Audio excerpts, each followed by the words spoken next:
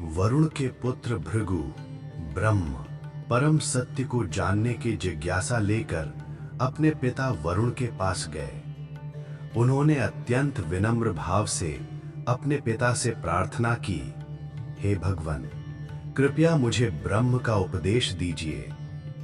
पुत्र की जिज्ञासा देखकर पिता वरुण ने उन्हें पहले ब्रह्म को जानने के माध्यमों के बारे में बताया, जो हैं अन्न, प्राण, नेत्र, कान, मन और वाणी। इसके बाद वरुण ने ब्रह्म की परिभाषा समझाते हुए कहा, निश्चय ही जिससे ये सभी प्रत्यक्ष दिखने वाले प्राणी उत्पन्न होते हैं, उत्पन्न होने के बाद जिसके सहारे जीवित रहते हैं और अंत में यहाँ से प्रस्थान करते समय जिसमें विलीन हो जाते हैं, तुम उसे ही तत्व से जानने की इच्छा करो, वही ब्रह्म है।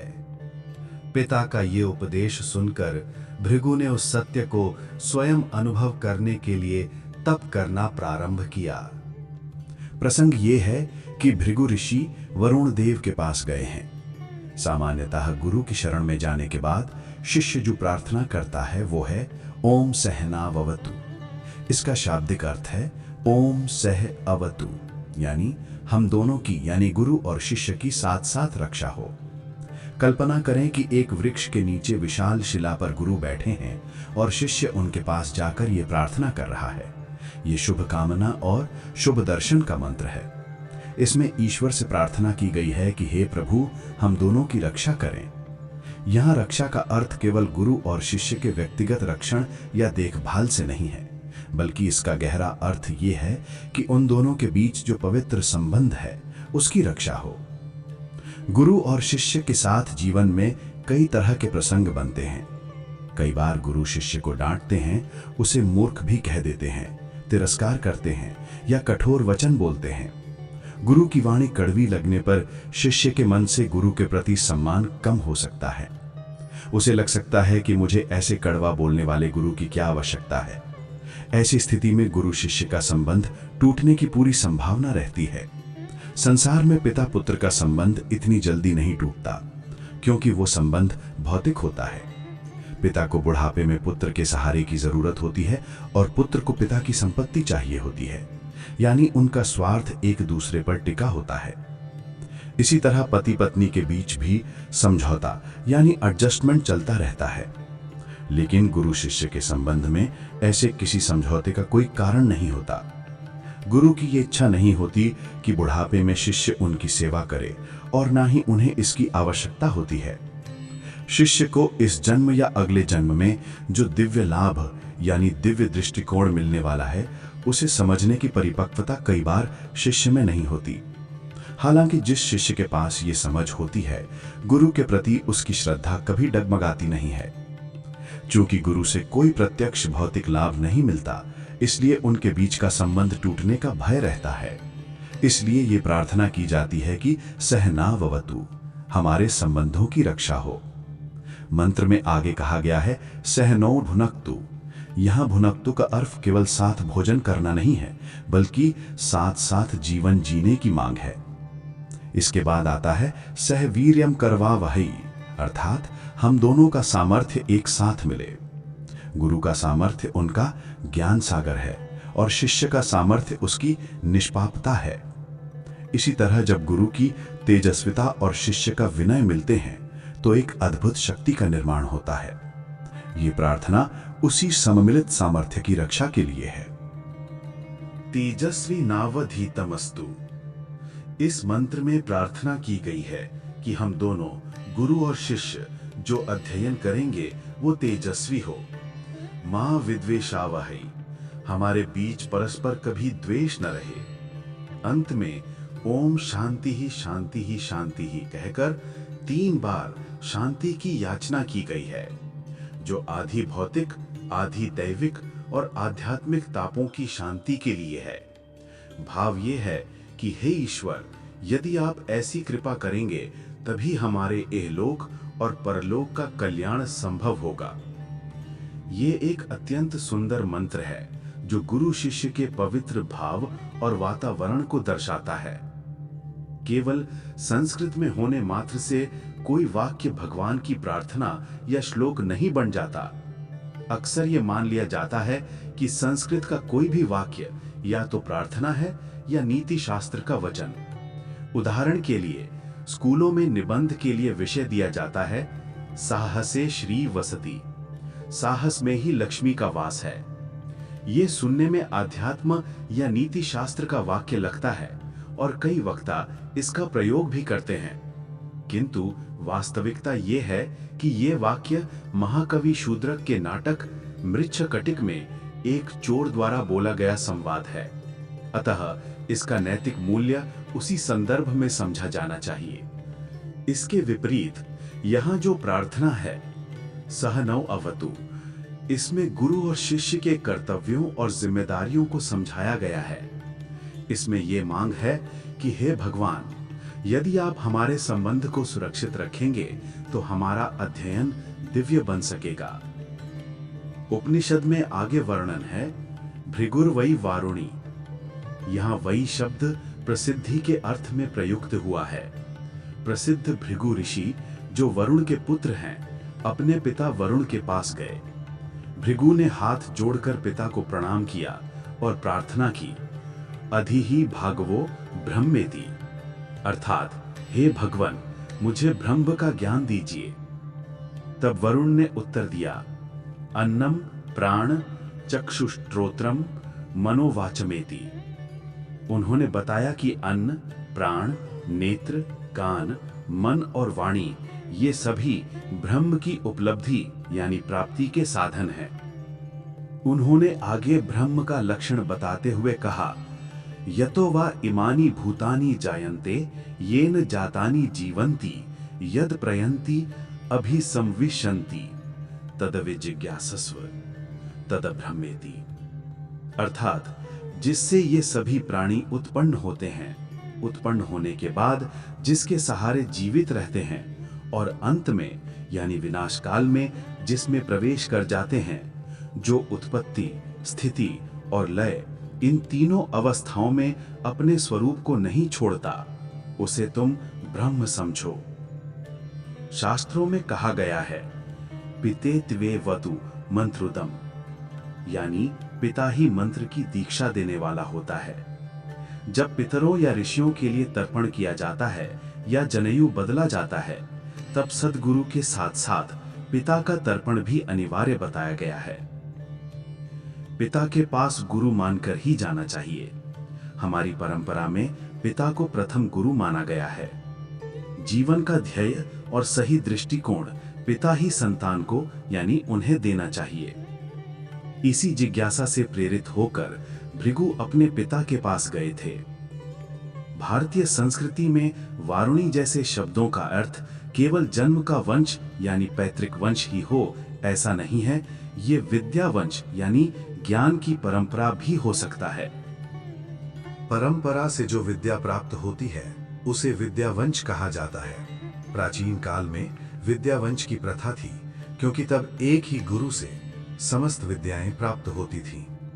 आज के समय में ये संभव नहीं है, क्योंकि विद्यालयों में विद्यार्थी को अनेक शिक्षक पढ़ाते हैं, तो वो किस शिक्षक के वंश का नाम धारण करे।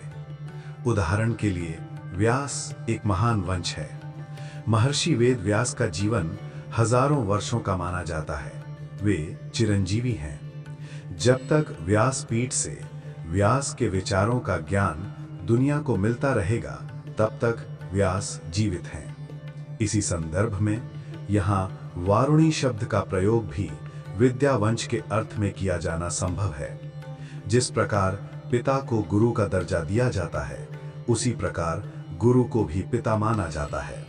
दोनों की योग्यता और स्थान समान है। यदि पिता और गुरु एक ही व्यक्ति हों, तो ये बहुत बड़ी और श्रेष्ठ योग्यता मानी जाती है। भृगु ऋषि ने वरुण देव के पास जाकर प्रणाम किया और कहा, मुझे ब्रह्म का ज्ञान दीजिए। इसका अर्थ ये है कि भृगु ने अब तक का सारा अध्ययन पूर्ण कर लिया था। भृगु कोई सामान्य व्यक्ति नहीं थे। उन्होंने स्वयं 50 से 60 ग्रंथों की रचना की थी। केवल बहुत अधिक पढ़ने से ही ज्ञान मिल जाए, ये आवश्यक नहीं है। योगेश्वर कृष्ण की गीता में वर्णित प्रसाद अर्थात कृपा रूपी ज्ञान एक स्वतंत्र विषय है। एक कथा प्रचलित है कि पहले पाणिनि में बुद्धि नहीं थी, लेकिन जब भगवान शिव ने उनके कान के पास डमरू बजाया तो उन्हें बुद्धि प्राप्त हुई। इसका अर्थ ये नहीं है कि पाणिनि पहले बिल्कुल अज्ञानी थे। इसका भाव ये है कि शिव जी के डमरू का स्पर्श होते ही पाणिनि की बुद्धि पवित्र हो गई और वे एक नई दिव्य दृष्टि से सोचने लगे। इसके बाद पाणिनि ने जो कुछ भी कहा और लिखा उसका प्रभाव और स्वाद ही अलग था। तब वे केवल पाणिनि ना रहकर भगवान पाणिनि हो गए। भृगु ने बहुत अध्ययन किया था, लेकिन उन्हें लगा कि उन्होंने अभी तक ब्रह्म को यथार्थ रूप में नहीं समझा है।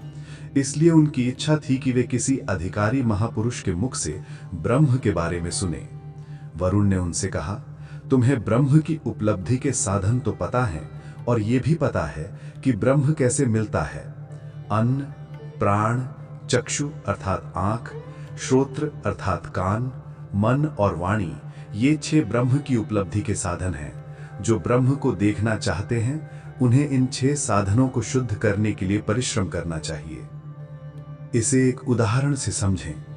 यदि कोई पूछे कि अमेरिका कैसे जाना है और जवाब मिले कि अमुक एजेंट से टिकट लो, एयर इंडिया के विमान में बैठो और अमेरिका पहुंच जाओ, तो वो व्यक्ति कहेगा, मुझे केवल अमेरिका जाने का रास्ता मत दिखाइए, अमेरिका का वर्णन भी कीजिए। इसी प्रकार भृगु भी कहते हैं, आपने मुझे उपलब्धि के साधन तो बता दिए, लेकिन मुझे उसके पास पहुंचने का मार्ग दिखाइए और उसका वर्णन भी कीजिए। इस मंत्र का मर्म वही समझ सकता है जिसके भीतर ज्ञान प्राप्ति की तीव्रतम उत्कंठा हो, अन्यथा केवल पढ़ने और सुनने से बात वहीं समाप्त हो जाती है। जैसा कि कहावत है, सुन सुनकर कान पक गए, फिर भी ब्रह्म ज्ञान नहीं मिला। हे प्रभु, मैं तो आपके पास ही सोया हुआ था। न जाने किस पल मेरी बुद्धि में कैसा प्रमाद आ गया। मुझे दूसरा स्थान अधिक आकर्षक लगा और मैं वहां चला गया। उपनिषद का मंत्र द्वा सुपर्णा संयोजा सखायाः इसी स्थिति का संकेत देता है और यहीं से सब कुछ बदल गया। जैसे कोई बालक अपनी मां के पास सोया हो, लेकिन उसे लगे कि सामने वाली खिड़की से अच्छी हवा आ रही है तो वो वहां चला जाए। वहां जाकर वो मां से दूर हो गया। हे भगवान, मैं युगों युगों से आपको पहचानने का प्रयास कर रहा हूं, पर आपकी एक झलक भी नहीं मिल रही। मैं आपका ही अंश हूं। आपसे दूर होकर मैंने बहुत बड़ी भूल की है।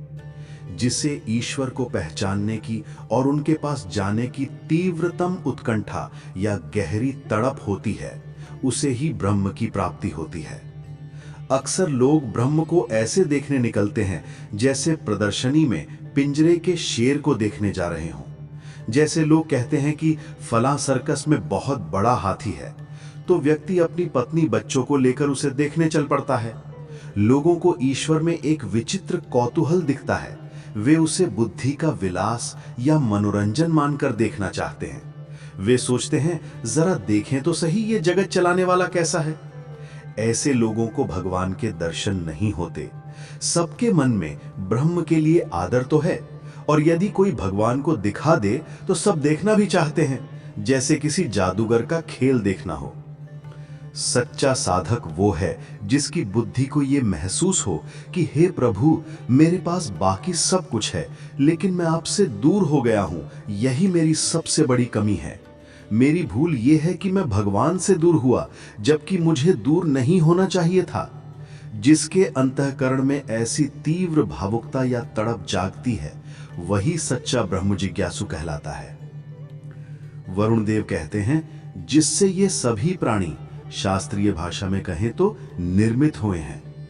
यहां ध्यान देने योग्य बात यह है कि कुम्हार मिट्टी का घड़ा बनाता है, तो हम ये नहीं कहते कि घड़ा कुम्हार से पैदा हुआ है। हम कहते हैं कुम्हार ने घड़ा बनाया। लेकिन भगवान ने सृष्टि का निर्माण कुम्हार की तरह अलग रहकर नहीं किया है, बल्कि अपनी ही शक्ति और अपने ही अंश से सृष्टि को रचा है। इसलिए कहा जाता है कि जगत भगवान से निर्मित हुआ है। इसका अर्थ है कि बनाने वाला यानी निमित्त और सामग्री यानी उपादान अलग अलग नहीं है। भगवान ने अपने भीतर से ही साधन उत्पन्न करके इस सृष्टि रची है। चूंकि मेरी उत्पत्ति भी भगवान से ही हुई है, इसलिए इसमें एक सांत्वना भी है कि यदि मुझे बनाया उन्होंने है, तो शायद मुझे माया के कारण दूर करने में भी उन्हीं का हाथ होगा। यतो वाई मानी भूतानी, इस मंत्र में एक गहरा रहस्य छिपा है। इसे समझने के लिए हमें ब्रह्म के तटस्थ लक्षण और स्वरूप लक्षण को समझना होगा। इसे एक उदाहरण से समझें। एक सभा में बहुत से बच्चे बैठे हैं। मगनलाल ने छगनलाल से पूछा, इनमें से तुम्हारा बेटा कौन सा है? छगनलाल ने कहा, वो जिसने जरी की टोपी पहनी है वही मेरा बेटा है। अब मान लीजिए कल उसने जरी की टोपी नहीं पहनी या उतार दी, तो क्या वो उसका बेटा नहीं रहेगा? यहां जरी की टोपी पहनना उसका तटस्थ लक्षण है, क्योंकि वो 24 घंटे टोपी नहीं पहनता। इसी प्रकार सृष्टि की उत्पत्ति, पालन और संहार करना ब्रह्म का तटस्थ लक्षण है। जब हम बालकृष्ण का ध्यान करते हैं, करारविंदेन पदारविंदम, उस समय वे सृष्टि का सर्जन या संहार नहीं कर रहे होते, फिर भी वे भगवान ही हैं। सतचित आनंद उनका स्वरूप लक्षण है, यानी जो कभी नहीं बदलता। मंत्र यतो वाई मानी में आपके लिए यही आश्वासन है कि भले ही आप क्षणिक भूल के कारण ईश्वर से दूर हो गए हैं, जैसे जरी की टोपी वाला उदाहरण, पर मूल रूप से आप उन्हीं के अंश हैं। उपनिषद का मंत्र द्वा सुपर्णा सयोजा सखाया भी इसी संबंध की याद दिलाता है। जीव और शिव की स्थिति को दो तोतों के उदाहरण से समझा जा सकता है जो एक साथ बैठे हैं। उनमें से एक शिव उपवास करके शांति से वहीं बैठा है और केवल साक्षी भाव से देख रहा है, जबकि दूसरा जीव फलों का स्वाद लेने के लिए नीचे आ गया है। उसे नीचे की दुनिया बहुत अच्छी लग रही है। यहाँ नीचे आया हुआ तोता जीव है और ऊपर शांति से मुस्कुराता हुआ बैठा तोता भगवान है। भगवान को किसी चीज की चाह नहीं है। जीव जो पहले भगवान की गोद में था, वो अब वहां से हटकर किसी और का हो गया है।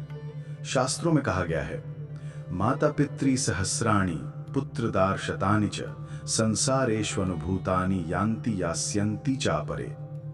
अर्थात इस संसार चक्र में हजारों माता पिता और सैकड़ों पुत्र पत्नियों का अनुभव जीव को हुआ।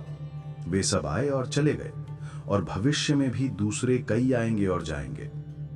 जीव के कितने अलग अलग संबंध बने।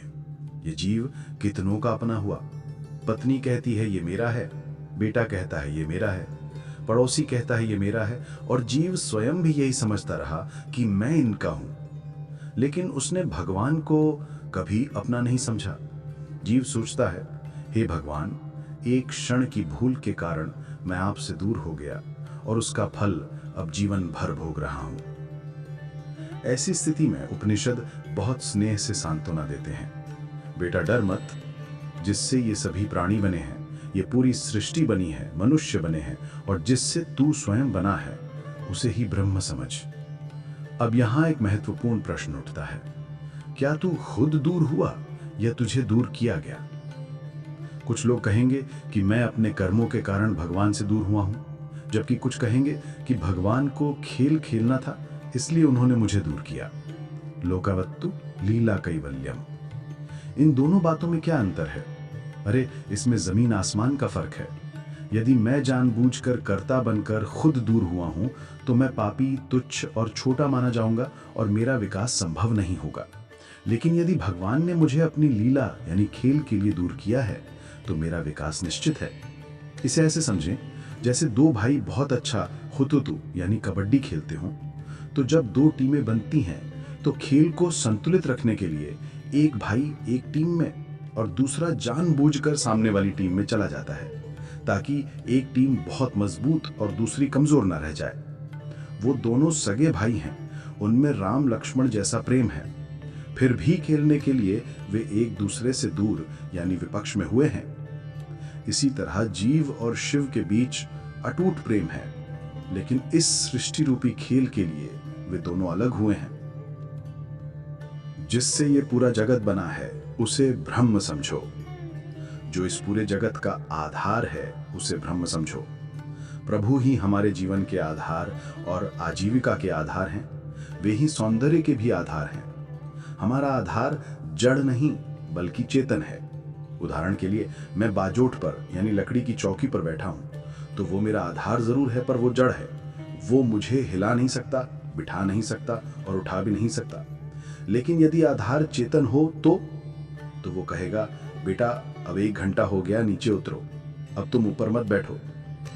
चेतन आधार हमें चलाता है, सक्रिय रखता है। वो हमारी थकान, पसंद और नापसंद सबका ख्याल रखता है। कुछ लोगों के जीवन में भगवान के अलावा अन्य चीजों का आधार होता है। कोई अपनी बुद्धि को आधार मानता है तो कोई अपने कर्म को। लेकिन बुद्धि और कर्म जीवन के शाश्वत आधार नहीं हो सकते। जब नींद में हमारी बुद्धि सो जाती है, उस समय जो सत्ता हमें संभालती है वही हमारे जीवन का असली आधार है। मनुष्य अपनी बुद्धि कब तक और कितनी चलाएगा? आखिर इंसान किसके भरोसे निश्चिंत होकर सोता है? जंगल में शेर और बाघ 2 कदम चलते हैं और फिर पीछे मुड़कर देखते हैं। उन्हें लगातार डर लगा रहता है कि कहीं कोई उन्हें मार न दे। शेर को यह डर इसलिए है क्योंकि उसने खुद कई प्राणियों को मारकर खाया है। जिसने हमेशा दुनिया को डराया हो, उसे ही सबसे अधिक भय होता है। यदि किसी को यह डर सताता है कि कोई मुझे लूट लेगा या कोई मुझे ठग लेगा, तो समझ लीजिए कि वो खुद दुनिया को लूटकर या ठग कर बड़ा हुआ है। किंतु वो भयभीत शेर भी रात में जिसके भरोसे सिर रखकर निश्चित होकर सो जाता है, वही इस जगत का और मेरे जीवन का सच्चा आधार है। हमारा जीवन प्रभु ही संभालते हैं। वे पूर्ण विचार और योजना के साथ इस जगत को चला रहे हैं। एक बार एक सज्जन आम के पेड़ के नीचे बैठे थे। पास ही जमीन पर एक बेल फैली हुई थी। उन्होंने देखा कि आम के इतने विशाल पेड़ पर छोटे फल यानी आम लगे हैं और जमीन पर पड़ी पतली बेल पर कद्दू यानी कोहड़ा जैसा बड़ा फल लगा है। उन्हें लगा कि यह व्यवस्था उल्टी है। बड़े पेड़ पर बड़ा फल और छोटी बेल पर छोटा फल होना चाहिए था। उन्होंने सोचा कि भगवान को दुनिया बनाने से पहले किसी की सलाह लेनी चाहिए थी, थोड़ा प्लानिंग ठीक करना चाहिए था। सब कुछ अकेले ही कर दिया, एकमेवा द्वितीयम ब्रह्म। वे ये सोच ही रहे थे कि तभी ऊपर से एक आम उनके सिर पर आ गिरा। सिर पर आम गिरते ही उन्हें समझ आ गया। उन्होंने सोचा, हे भगवान, तूने जो किया है बिल्कुल सही किया है। अगर यहाँ कद्दू होता तो आज मेरा क्या हाल होता। लोग पेड़ के नीचे भरोसे के साथ छांव में बैठते हैं, इसलिए उसका फल छोटा ही होना चाहिए। भगवान ने कितनी अक्ल लगाकर यह रचना की है। बेल के नीचे कोई छांव के लिए नहीं बैठता, इसलिए वहां कद्दू ठीक है। हे प्रभु, तूने सब कुछ बहुत सोच समझकर किया है। इस सुंदर सृष्टि का आधार तू ही है। भगवान जो कुछ भी करते हैं अच्छे के लिए ही करते हैं। कभी कभी हम कोई घटना देखकर दुखी हो जाते हैं। जैसे अभी एक छोटे बच्चे को देखा जिसके पैर में तकलीफ थी और उसे बहुत पीड़ा हो रही थी। ये देखकर लगता है कि हे भगवान, इतने छोटे बच्चे को इतना दुख क्यों? लेकिन आपकी माया अजब है। भगवान ने ऐसा क्यों किया, इस पर शक करना भी एक तरह से हमारी बुद्धि की विफलता ही है। हमें केवल भगवान का ही आधार लेकर जीवन जीना चाहिए, किसी और का नहीं। जीवन नैया डगमग डोले, तू है तारणहार, कन्हैया तेरा ही आधार। ये न जतानी जीवंती, अर्थात वही सबको जीवन देता है और संभालता है। यदि भगवान दूसरों की इच्छा के अनुसार जगत चलाने लगे तो बहुत बड़ी गड़बड़ हो जाएगी। इस दुनिया में अनगिनत लोग हैं और हर किसी की इच्छा एक दूसरे के विपरीत है। यदि भगवान सबकी इच्छा पूरी करने लगे तो जगत का विनाश हो जाएगा। किसी को लगता है कि अगर कीर्ति नहीं मिली तो जीवन बेकार है, हे भगवान हमें कीर्ति दो। तो किसी और को लगता है कि कीर्ति या सम्मान पत्र का क्या करना है, हमें तो बस पैसा मिल जाए काफी है। इस प्रकार हर व्यक्ति की इच्छा अलग अलग है। एक गांव में एक सज्जन रहते थे। उनकी 2 बेटियां थीं और दोनों का विवाह हो चुका था। एक दिन उनकी पत्नी ने उनसे कहा, बहुत दिनों से आप बेटियों के घर नहीं गए हैं, जाकर उनसे मिल आइए। उन्होंने कहा, ठीक है, मैं आज ही निकलता हूं। वे रास्ते का भोजन लेकर निकल पड़े। बड़ी बेटी की शादी एक कुम्हार के घर हुई थी। कुम्हार ने बहुत से कच्चे घड़े बनाकर रखे थे जिन्हें पकाने के लिए भट्ठी में डालना बाकी था। पिता घर पहुंचे, सबसे मिले और जय गोपाल किया। चूंकि बेटी के घर का अन्न जल ग्रहण करना या वहां रुकना पुरानी मर्यादा के अनुसार उचित नहीं माना जाता था, उन्होंने केवल हालचाल पूछा, सब कैसा चल रहा है। बेटी ने कहा, पिताजी बाकी सब तो ठीक है, लेकिन प्रार्थना कीजिए कि अगले 8 दिन बारिश ना हो। अगर बारिश हुई तो भट्ठी नहीं जल पाएगी और घड़े तैयार नहीं होंगे। इतने दिनों की सारी मेहनत बेकार चली जाएगी। इसके बाद वे दूसरी बेटी के घर गए, जिसका विवाह एक किसान के घर हुआ था। वहां वे बेटी, दामाद और समधी से मिले और कुशल मंगल पूछा। समधी ने कहा, हमने बुआई कर रखी है, कल तक बारिश हो जाए तो बहुत अच्छा है, वरना अनाज नहीं उगेगा और बोया हुआ सब व्यर्थ हो जाएगा। पिता सबका हालचाल जानकर अपने घर लौट आए, लेकिन उनका चेहरा गंभीर था। पत्नी उन्हें देखकर डर गई, उसे लगा कोई गंभीर बात है। उसने पानी दिया और फिर पूछा, क्या बात है, बेटियां तो ठीक है ना? पति ने उत्तर दिया, दोनों में से एक दुखी होने वाली है। फिर उन्होंने पूरी बात बताई कि एक को बारिश चाहिए और दूसरी को नहीं।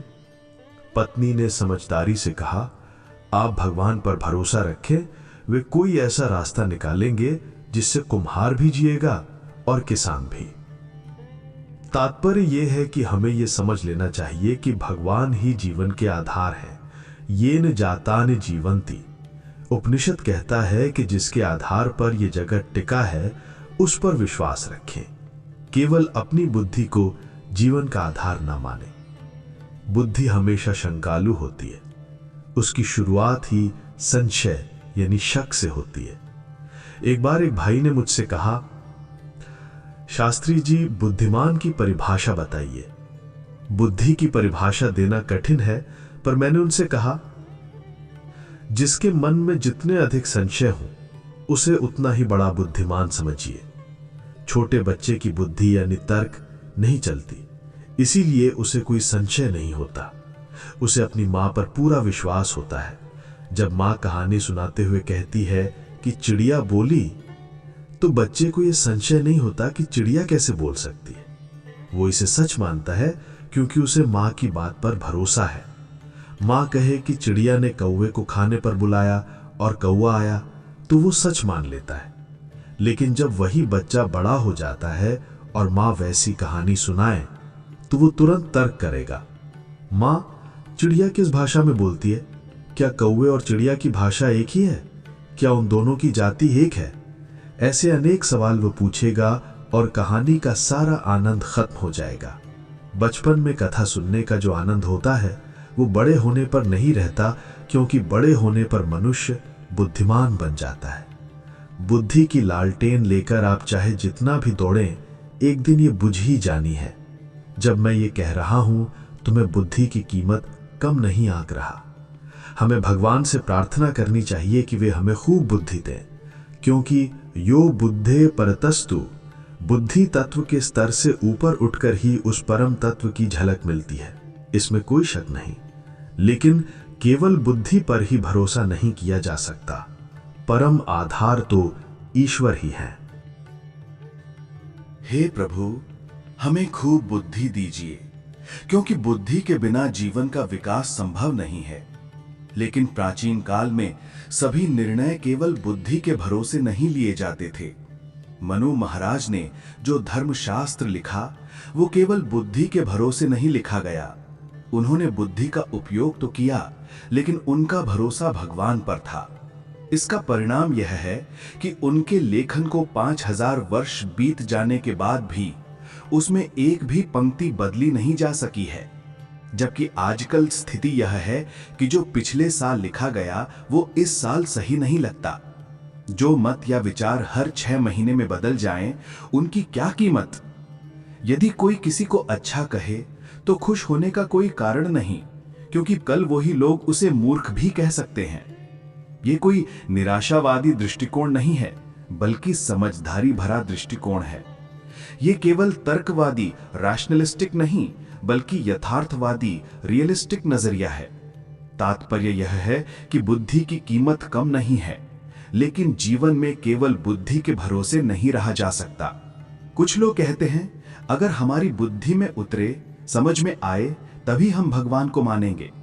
इसका अर्थ यह हुआ कि हमारी बुद्धि भगवान को मापने का थर्मामीटर है।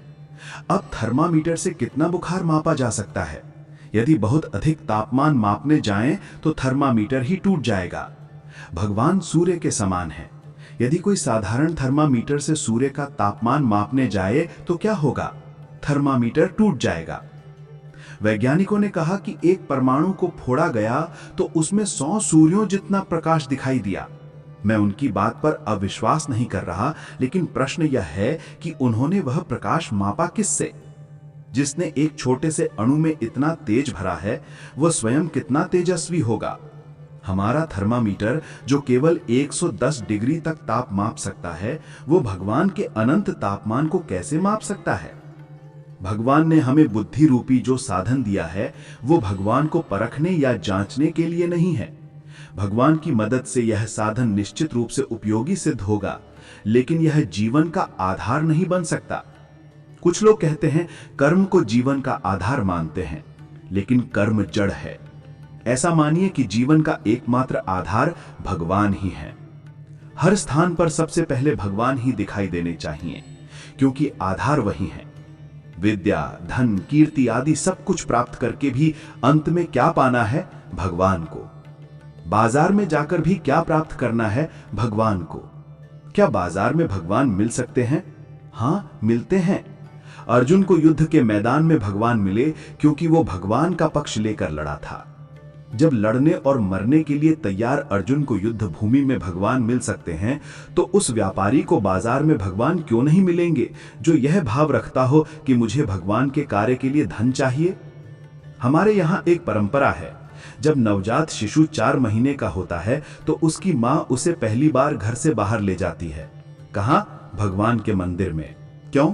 मंदिर में भगवान के सामने बच्चे का माथा टेक कर मां उसे जीवन का पहला पाठ पढ़ाती है कि तेरे जीवन का ध्येय, तेरे जीवन का अर्थ और तेरे जीवन का आधार भगवान है। यह जीवन भगवान तक पहुंचने के लिए ही मिला है। जीवन में हर वस्तु की आवश्यकता हो सकती है, लेकिन वो सब भगवान के लिए ही होनी चाहिए। हम विद्या क्यों प्राप्त करते हैं? ताकि नौकरी मिले। नौकरी क्यों चाहिए? ताकि पैसे मिले। पैसे क्यों चाहिए? ताकि गृहस्थी अर्थात संसार बसा सकें। और संसार क्यों? ताकि मुझे आनंद मिले। शास्त्र कहते हैं आनंदो ब्रह्मेति विज्जानात्, आनंद ही ब्रह्म है। इसका अर्थ यह है कि हमारी सारी क्रियाएं अंततः भगवान आनंद की प्राप्ति के लिए ही होती हैं। मनुष्य अपने अज्ञान या बचकानेपन के कारण ये सब बिना समझे करता है, लेकिन उसका मूल उद्देश्य वही आनंद है। यदि वह इस सत्य को समझकर कार्य करे तो उसे समझदार माना जाएगा। एक छोटा बच्चा बाहर जाता है, दूसरे बच्चों के साथ खेलता है, दौड़ भाग करता है, किसी से झगड़ता है तो किसी से प्यार से बोलता है, लेकिन जैसे ही शाम होती है वह अंत में अपनी माँ के पास ही लौटता है और कहता है, माँ भूख लगी है, खाना दो। यह छोटे बच्चे की बात है, लेकिन बड़े होने के बाद स्थिति बदल जाती है। लड़का जब बड़ा हो जाता है और उसका विवाह हो जाता है, अर्थात कृतदारस्तु, तो फिर उसे माँ की बिल्कुल जरूरत महसूस नहीं होती।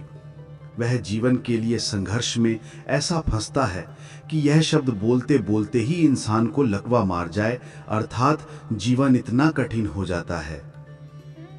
उपनिषद का मंत्र कहता है कि जगत से जाते समय विनाश काल में जीव जहां से निकला था वहीं लीन हो जाता है। इस प्रकार सृष्टि की उत्पत्ति, स्थिति और लय तीनों अवस्थाओं में भगवान की आवश्यकता है। जन्म में भी उनकी जरूरत है, जीवन में भी और अंत में भी। सभी प्राणी भगवान से ही निकले हैं और अंत में उन्हीं में वापस जाने वाले हैं। भगवत गीता भी यही कहती है, अव्यक्ताद्व्यक्तयः सर्वाः प्रभवन्त्य अहरागमे रात्र्यागमे प्रलीयन्ते तत्रैवाव्यक्त संज्ञके। अर्थात दिन अर्थात सृष्टि के आरंभ में यह सब अव्यक्त से व्यक्त होता है और रात्रि अर्थात प्रलय होने पर जहां से निकले थे उसी अव्यक्त में सब वापस विलीन हो जाते हैं। इस सिद्धांत को समझने के लिए एक दृष्टांत है। एक न्यायिक मंदिर में दर्शन करने गया। मंदिर में जाकर उसने घंटा बजाया। उसके पास एक दूसरा न्यायिक खड़ा था। अब न्यायिक का दिमाग कभी शांत तो बैठता नहीं। उसने तर्क करना शुरू कर दिया। उसने पूछा, अभी घंटे से जो आवाज निकली वह कहां गई?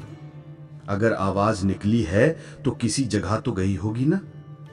दूसरा भाई होशियार था। उसने जवाब दिया, घंटे से निकली हुई आवाज वापस घंटे में ही समा गई। पहले भाई ने कहा, आप ऐसा कैसे कह सकते हैं? ये मेरी बुद्धि में नहीं उतर रहा, अर्थात समझ नहीं आ रहा। तब दूसरे न्यायिक ने समझाया, आप फिर से घंटा बजाकर देखिए कि वैसी ही आवाज दोबारा निकलती है या नहीं। तात्पर्य यह है कि आवाज घंटे में ही थी, प्रकट हुई और फिर उसी में लीन हो गई। ठीक इसी तरह सभी प्राणी अव्यक्त अर्थात ईश्वर से व्यक्त होते हैं, वापस अव्यक्त में ही विलीन हो जाते हैं और पुनः उसी से प्रकट होते हैं। समस्त जगत की, विराट की और व्यष्टि की उत्पत्ति, स्थिति और लय के दौरान जो तत्व अपने मूल स्वरूप को नहीं छोड़ता उसे ब्रह्म समझो। यही ब्रह्म की परिभाषा है। वरुण देव ने भृगु को आदेश दिया, तद्विजिज्ञासस्व, अर्थात उस ब्रह्म को पहचानना चाहिए, उसे जानने की जिज्ञासा करनी चाहिए। भृगु ऋषि भी इस बात की गहराई को समझते थे। वे कोई 20वीं सदी के मगनलाल नहीं थे जो ये कहें कि पहले मुझे भगवान दिखाओ तभी मानूंगा। ब्रह्म को समझने के लिए सह तपोतप्यत अर्थात तप करना पड़ता है, कठोर परिश्रम करना पड़ता है। उस परम तत्व के लिए हृदय में भाव और प्रेम उत्पन्न होना चाहिए। उसके लिए साधना करनी पड़ती है। शास्त्रों में कहा गया है, तत्कथनम तत्चिंतनम अन्योन्यम तत्प्रबोधनम, यानी उसी की बातें करना, उसी का चिंतन करना और परस्पर उसी का ज्ञान साझा करना, इसी का नाम तप है। एक विशिष्ट आध्यात्मिक दृष्टिकोण लेकर 12 वर्षों तक निरंतर जीवन जीना, उसे ही एक तप कहा जाता है। ब्रह्म प्राप्ति के साधन, उसके कारण और उसका स्वरूप क्या है, ये सब समझना आवश्यक है। भृगु ने अपनी साधना से जो समझा वो उसे क्रमबद्ध रूप से बताने वाले हैं। भृगु ने पहले ब्रह्म को जानने की इच्छा की, फिर तप किया और अंततः ब्रह्म की परिभाषा को आत्मसात किया। ब्रह्म जीवन से जुड़ा हुआ, जीवन स्पर्शी है। उसे पहचाने बिना जीवन व्यर्थ है। उत्पत्ति, पालन और प्रलय में जिसका आधार कभी नहीं छूटता, उस ब्रह्म को पहचानना ही चाहिए। आज के समय में हम रविवार की सुबह 9:30 से 10:30 बजे तक पाठशाला के सत्संग में आते हैं। बस यही हमारा तप है। उसमें भी नियम यह है कि समय मिला तो आएंगे और समय नहीं मिला तो नहीं आएंगे। हमें लगता है कि ऑफिस तो जाना ही चाहिए, नहीं जाएंगे तो बॉस नाराज हो जाएगा, शायद नौकरी भी चली जाए। लेकिन यहां भगवान नाराज हो जाए तो उसका क्या? इस पर हम तुरंत जवाब देंगे, शास्त्री जी, हमने बचपन से एक बात पक्की समझ ली है कि भगवान परम कृपालु हैं, दयालु हैं, उन्हें तो गुस्से का स्पर्श भी नहीं होता। देखिए, अपनी सुविधा और बचाव के लिए हम कितनी जल्दी तत्व ज्ञान की ऊंची बातें बोलने लगते हैं। भृगु ऋषि ने जो कठोर तप किया है, उसके फलस्वरूप जो ज्ञान रूपी मक्खन निकला है, उसका आस्वादन हम इसी तरह करते रहेंगे।